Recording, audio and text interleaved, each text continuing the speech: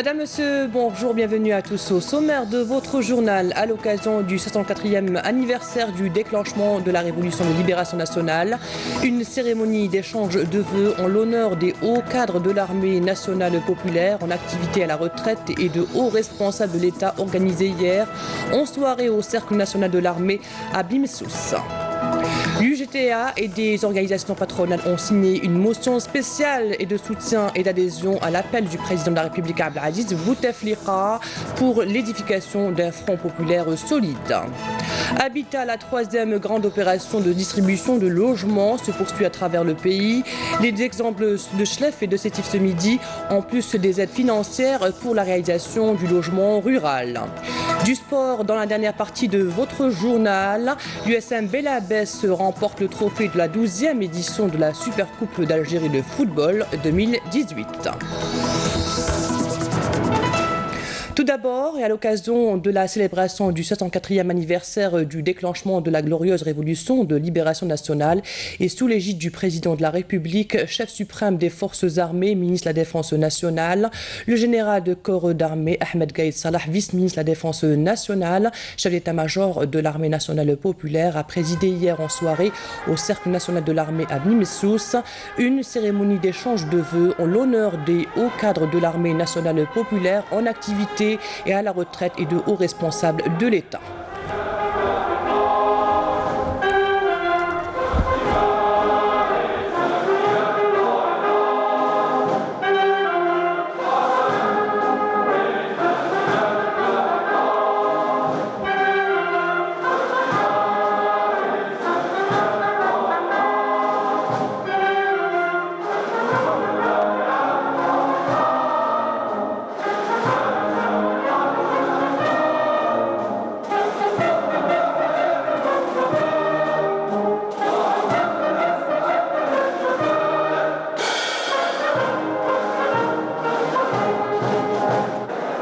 On prit part à cette cérémonie qui s'inscrit dans le cadre des grandes traditions de l'armée nationale populaire visant à valoriser les dates phares de notre glorieuse histoire et en hommage à nos vaillants martyrs, le président du Conseil de la Nation, le président de l'Assemblée populaire nationale, le président du Conseil constitutionnel, le Premier ministre et des membres du gouvernement aux côtés de personnalités nationales et de moudjahidines.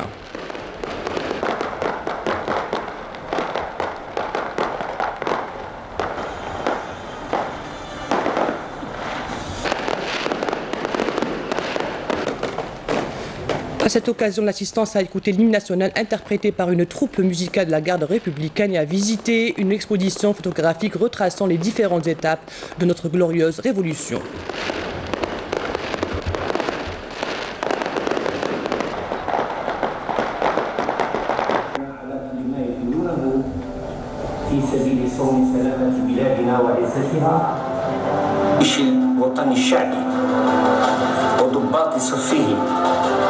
وضباطه الذين نزف إليهم من خلاله دلائل محبتنا ونؤدي لهم فروض عرفاننا ونؤدي شهادتنا على كل ما يبذلونه في سبيل صون سلامة بلادنا وعزتها على غرار أسلافهم الأماجد أبطال جيش التحرير الوطني الأشاوس.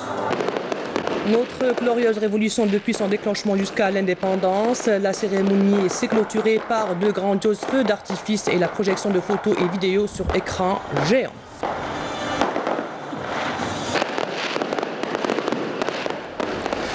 L'Union générale des travailleurs algériens, l'UGTA et des organisations patronales signataires du pacte économique et social de croissance ont signé hier à Alger une motion spéciale de soutien et d'adhésion à l'appel du président de la République Abdelaziz Bouteflika lancé le 20 août dernier à l'occasion de la journée du Moudjahed pour l'édification d'un front populaire solide pour faire face aux défis internes et externes qui se posent à l'Algérie. Les organisations patronales signataires de la motion sont le Forum des chefs d'entreprise FCE, la Confédération des industriels et producteurs algériens SIPA, la Confédération nationale du patronat algérien CNPA, la Confédération algérienne du patronat CAP, l'Union nationale des entrepreneurs publics l'UNEP, l'Association générale des entrepreneurs algériens AGA et l'Union nationale des investisseurs unis.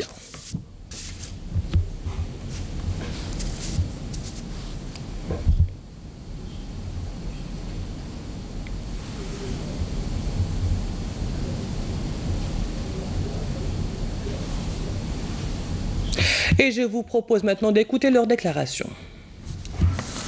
Pour nous, il est président, il continue sa mission de président, ni plus ni moins.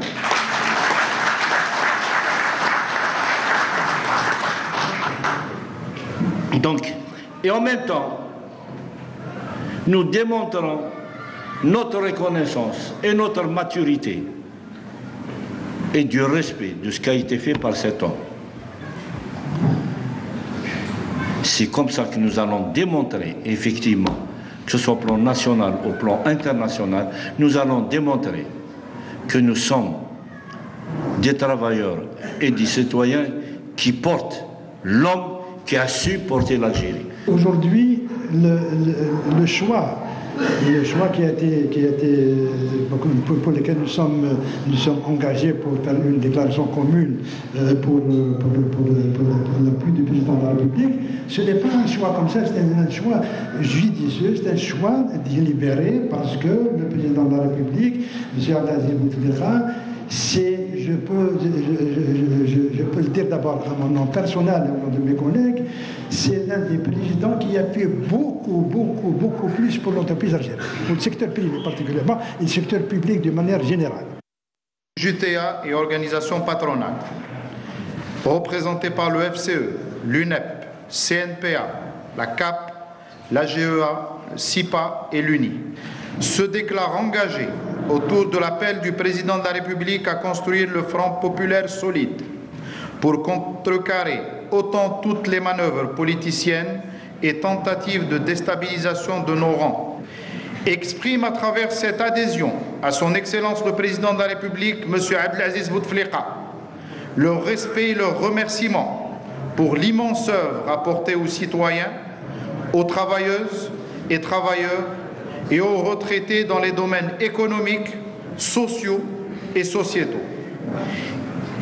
Il déclare consacrer toute leur énergie pour l'épanouissement économique et social de notre chère nation à travers le dialogue social inscrit dans le pacte économique et social de croissance initié par son Excellence le Président de la République.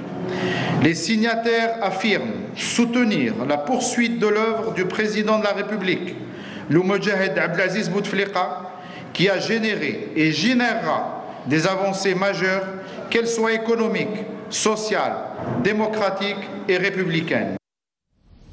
Bali Belahsan, un moudjahid, l'un des symboles de la révolution de 1954. Condamné à mort, Bali Belahsan est resté fidèle aux valeurs de la révolution et à ses compagnons d'armes, notamment avec ses contributions livresques. Voici son portrait signé par Nora Benchir, commentaire de Amal Bouarba. Ancien condamné à mort et moudjahid de la première heure, Bali Belahsan a adhéré à l'âge de 14 ans au mouvement national de libération, déterminé à lutter contre le colonialisme et la répression exercée sur le peuple algérien.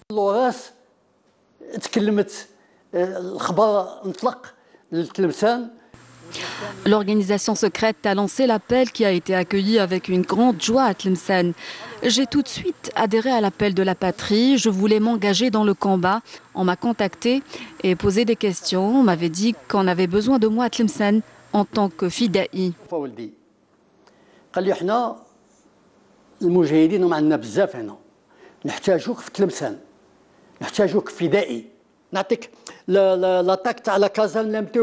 نتفكر لا فوس بلاتو تاع تلمسان صوتينا الترام في اللوريد زوج خطرات le 29 janvier 1957 الترام صوتينا حضرتها انا.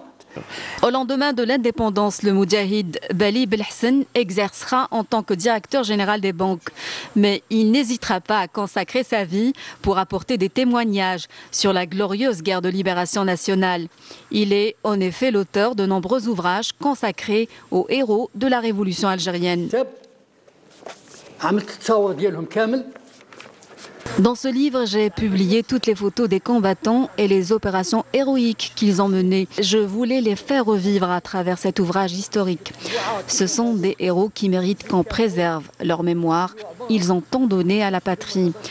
Je prends l'exemple du colonel Lotfi, colonel à l'âge de 26 ans. Et Amirouche, qui m'a beaucoup influencé, je lui ai consacré tout un livre avec des archives dont personne ne dispose. Quand j'ai analysé tous ces manuscrits, j'ai constaté à quel point c'était quelqu'un d'exceptionnel. Les Français eux-mêmes avaient reconnu cela, c'était un grand homme qui a su résister tout seul à 20 généraux français.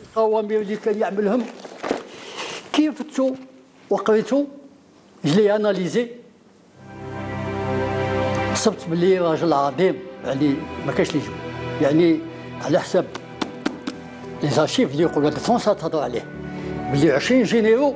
Les héros de la guerre de libération nationale ne meurent jamais, eux qui ont fait preuve d'un engagement sans pareil et d'un amour inconditionnel pour l'Algérie. Né en 1936 à El-Bouaqi, Haj Brahim est un moudjahid de la première heure. Il rejoint les rangs de l'armée de libération nationale en 1956 dans la Wilaya 2 pour mener aux côtés d'autres moudjahids la lutte armée contre l'occupant français. Voici le commentaire de Nassima Imloul. Né dans un milieu révolutionnaire et grandi avec des idéaux, combattre l'ennemi, le colonisateur français qui des décennies durant s'est distingué par la torture infligée à un peuple opprimé. Al-Hajj Ibrahim, né en 1936 à Qsr Isbaï, dans la wilaya d'Oum-el-Bouaghi, un homme longtemps connu pour sa bravoure et son militantisme, nous révèle un pan de cette noble histoire, la guerre de libération, à travers son vécu.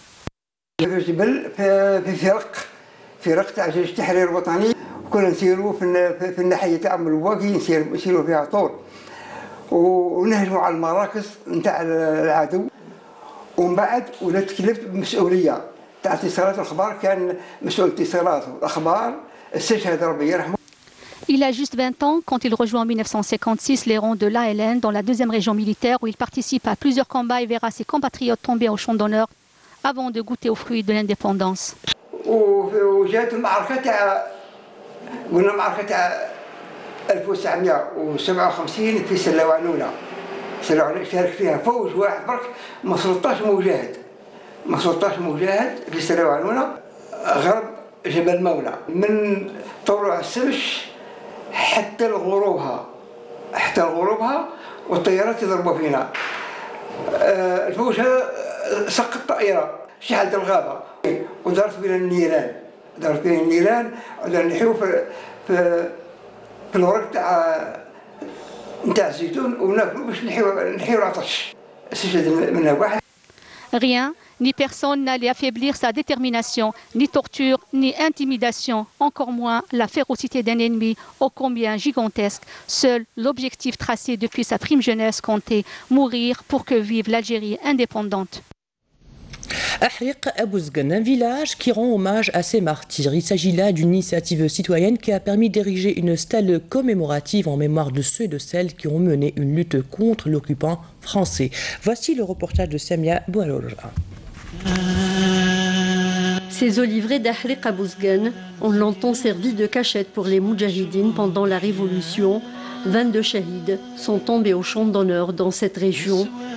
Le cas de cet endroit qui abrite un mémorial érigé en l'honneur des 5 membres du commandant d'F-Ijer, le shahid Mohamed Qassi Bel Abbas, Bachir Belbeidon Sila, Rachdi Mohamed Lounis, Ouazaridir et Ouaji Abdelkader. Le shahid Bel Abbas Mohamed Qassi, qui avait participé à la construction du poste de commandement de l'ALN à Akfedou, était maçon et c'est lui qui avait construit cette casemate, un lieu historique que sa famille a préservé depuis. Aujourd'hui, c'est un témoin encore vivant. Le 26 septembre 1960, dans cette casemate, dès 4 h du matin, ils étaient en préparation pour faire une embuscade pour les troupes françaises. Vers les coups de 8h30, donc, un groupe de Français, des soldats français, passaient par là-bas. Donc, ceux-là croyaient qu'ils vont descendre tout droit. Malheureusement, en arrivant là-bas, ils sont repliés et passés exactement par ici, à cet endroit. En arrivant ici, donc, il y avait un soldat qui est monté dessus.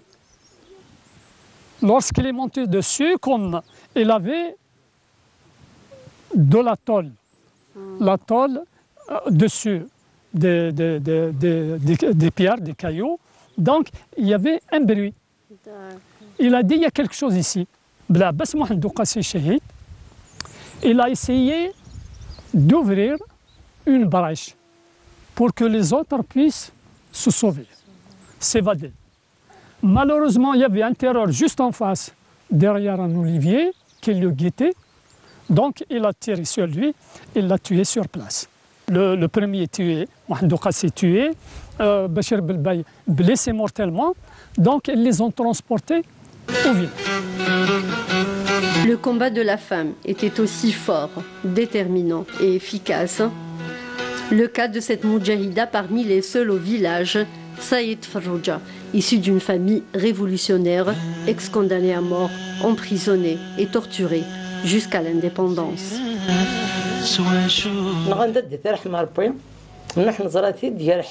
La maison de mes parents était le refuge des moudjahidines, y compris les chefs de la wilaya 3. Mon père et mes frères sont tombés au champ d'honneur et après j'étais plus que déterminée à continuer leur combat. J'ai fait la prison d'Azazga, de l'Arba'ana Firathen. On était sous la torture, c'était horrible.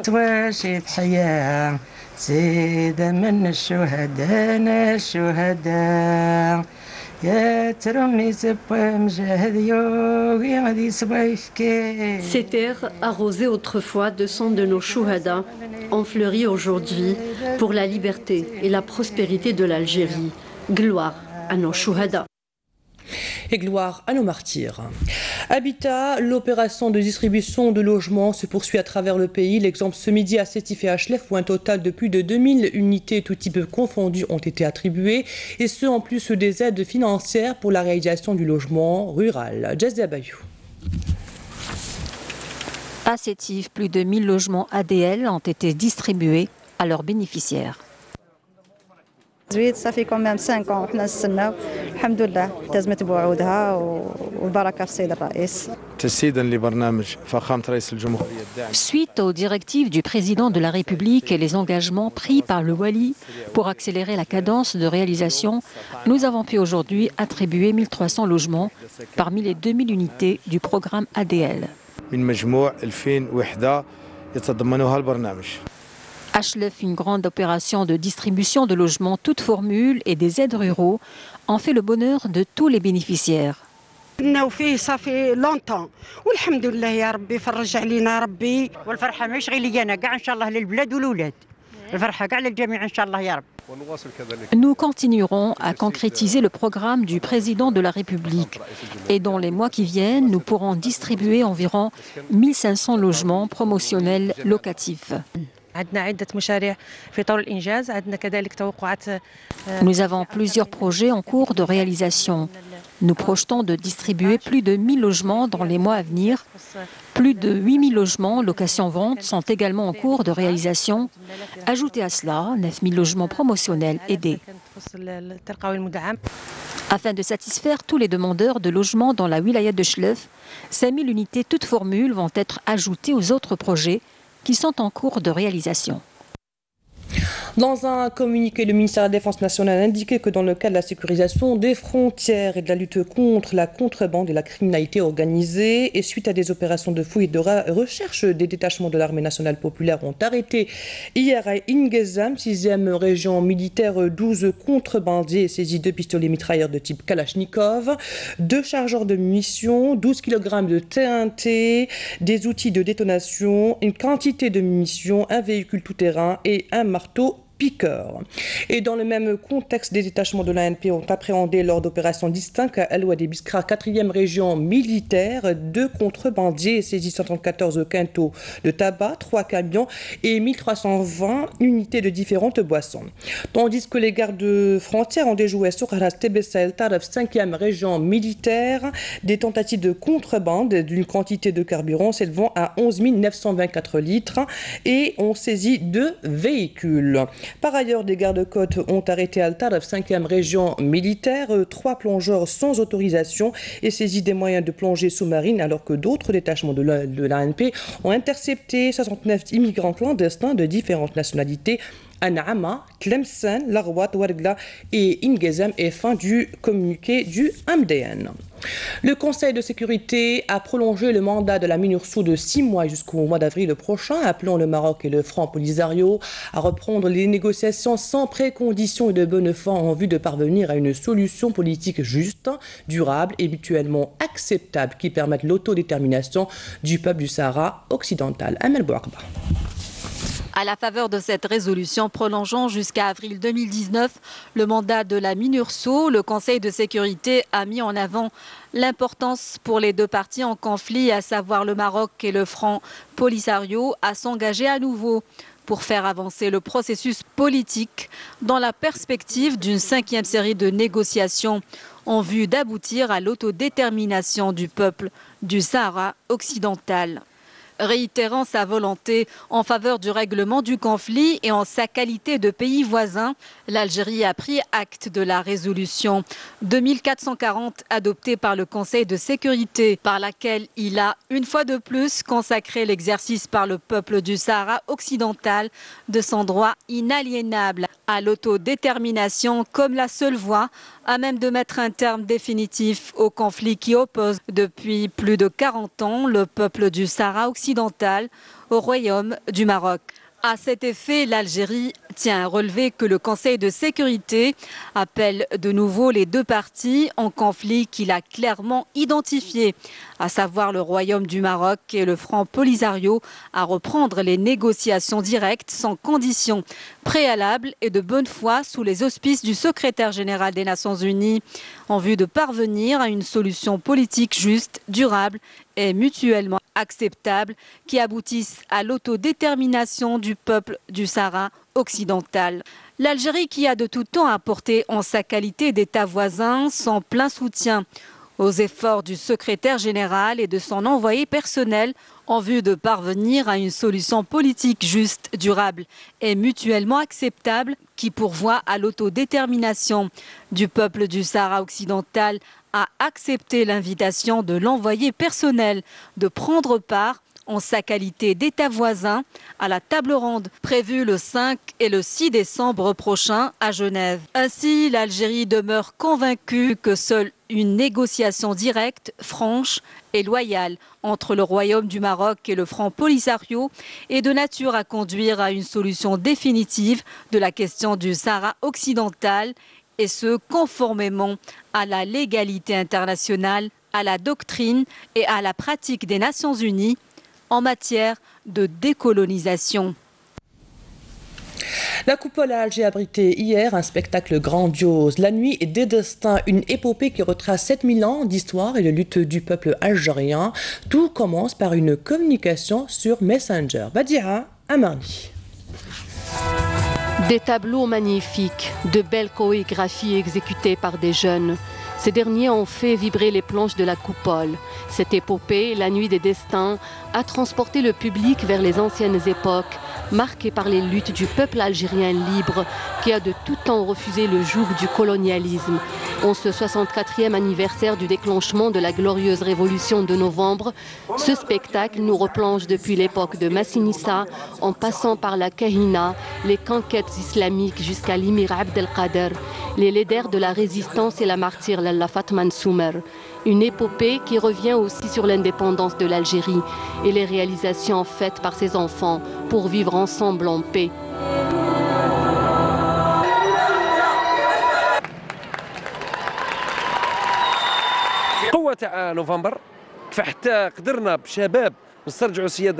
Il y a eu le 1er novembre. Grâce à la jeunesse, nous avons recouvert notre indépendance et notre souveraineté. Il y a eu aussi la paix. L'Algérie a retrouvé la paix grâce à la politique judicieuse du président de la République, Abdelaziz Bouteflika, qui est la réconciliation nationale. Rappelons aussi que l'Algérie a introduit une proposition à l'Organisation des Nations Unies qui a décidé d'instaurer le 16 mai comme journée internationale du vivre ensemble.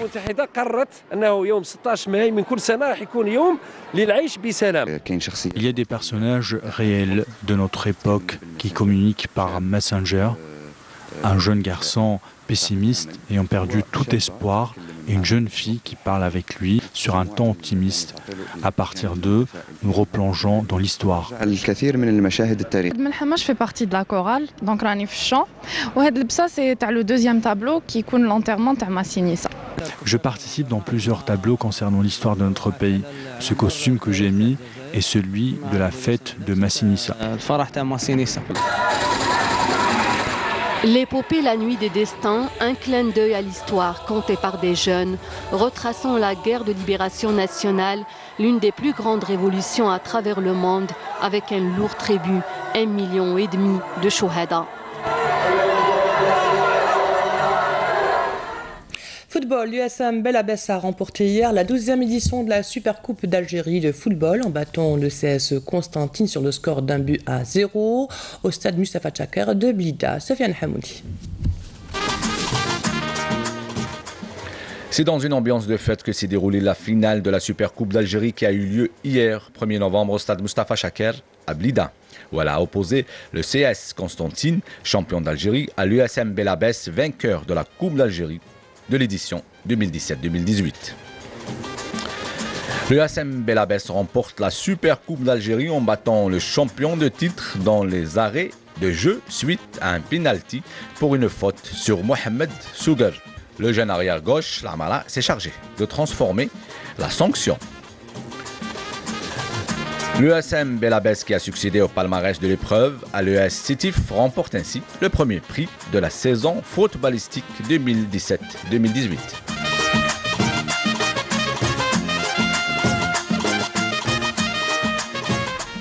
Après 100 coups d'envoi hier, la caravane du 4e rallye international d'Algérie, Chanan Sahari, entame aujourd'hui sa première étape ce vendredi entre Brezina et Timimoun sur une distance de 580 km à travers le désert algérien. Pour cette édition, 160 pilotes concourent à bord de 34 véhicules 4x4, 3 camions, 4 quads, 4 buggy et 52 motocross.